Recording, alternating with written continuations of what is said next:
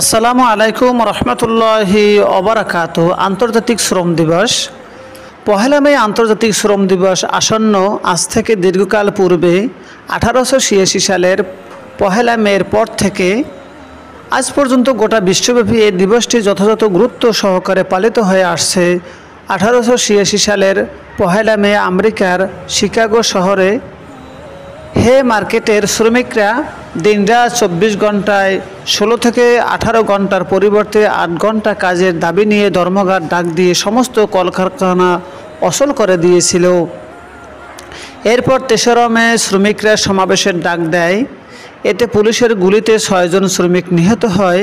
এর প্রতিবাদে 4ঠা মে শ্রমিকরা পুনরায় সমাবেশের ডাক দেয়।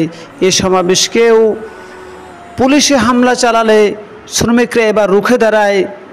এ সংঘর্ষে 4 জন শ্রমিক ও 7 জন পুলিশ নিহত হয়। এর জের হিসাবে প্রহসনের বিচারের মাধ্যমে 4 শ্রমিক নেতাকে ফাঁসিতে ঝুলানো হয়, কিন্তু এতে আন্দোলন আরও বেগবান হয়। অবশেষে সরকার ও মালিকপক্ষ শ্রমিকদের কাছে নথি স্বীকার করে তাদের দাবি দাওয়া মেনে নেয় এবং এক পর্যায়ে গিয়ে 24 ঘন্টায় 8 ঘন্টা কাজ করার সিদ্ধান্ত গৃহীত হয়। এরপর থেকে গোটা বিশ্ব শ্রমিকদের সংগ্রামের বিজয়ের প্রতীক হিসেবে পহেলা মে শ্রমিক দিবস পালন করে আসছে। এ হলো আন্তর্জাতিক শ্রমিক দিবসের সংক্ষিপ্ত ইতিহাস। শ্রমের মর্যাদা ও শ্রমিকের অধিকার কোরআন হাদিস কি বলে? 1400 বছর পূর্বে ইসলাম ও শ্রমের মর্যাদা ও শ্রমিকদের অধিকার সুনিশ্চিত করেছেন।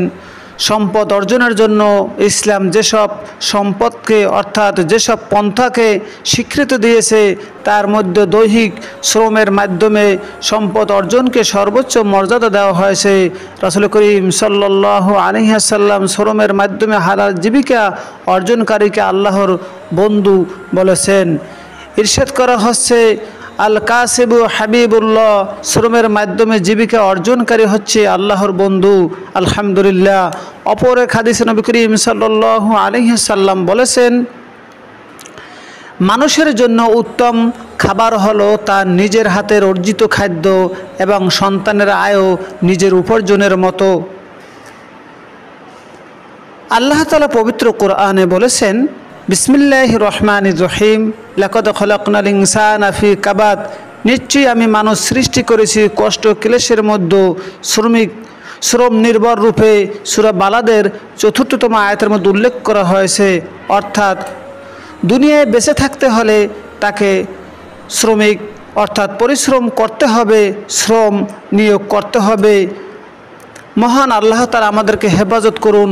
ছোটকালে একটি কবিতা পড়েছিলাম, হাতে কাজ করতে হবে, সোনার বাংলা গড়তে হবে। মহৎ জ্ঞানী গুণী যারা কাজ করেছেন সবাই তারা অলস হয়ে বাঁচা নয়, জীবন হোক কর্মময়। হতে যদি চাও বড়, পড়ার ফাঁকে কাজ করো। মহান আল্লাহ তাআলা আমাদেরকে সঠিক বুঝ দান করুন। আল্লাহ রসুলের পথে চলার তৌফিক দান করুন। আমিন। আসসালামু আলাইকুম রহমতুল্লাহি ওয়া বারাকাতুহু।